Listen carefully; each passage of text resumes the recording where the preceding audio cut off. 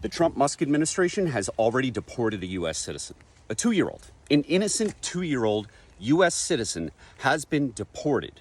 I know that slippery slope arguments are often just inherently flawed, but this is not one of those times. Donald Trump has been crystal clear for 10 years about who he'd like to deport.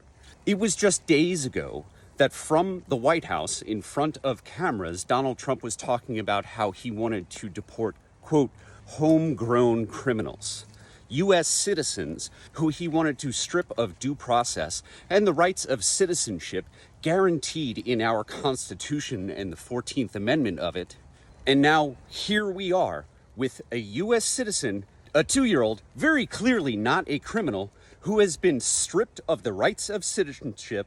A federal judge, a conservative federal judge, has determined that the due process rights of this 2-year-old U.S. citizen were violated in that there was no meaningful process. The father of this U.S. citizen filed an emergency petition to the court because the mother was going through an expedited deportation.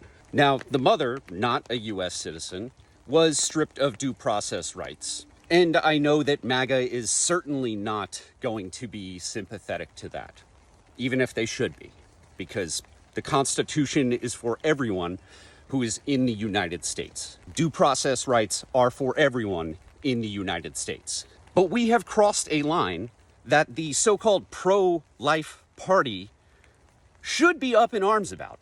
When a 2-year-old U.S. citizen, very clearly not a criminal, someone born in the United States, is deported without the right to due process, we have entered new territory that even MAGA swore we would never cross. And for additional context on how ridiculous is, the conservative federal judge who wrote about this wrote that he feared that the plane was already above the Gulf of America. Those are the words that he used.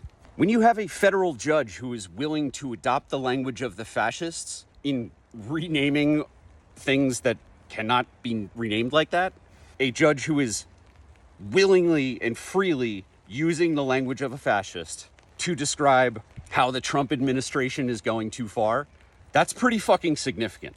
So look, my point is not to make you feel hopeless. It is simply to let you know what is going on and to empower you to make change. This is a red line that many members of Congress and of the Senate said would never be crossed, even the MAGA contingent. If this conservative federal judge is willing to stand up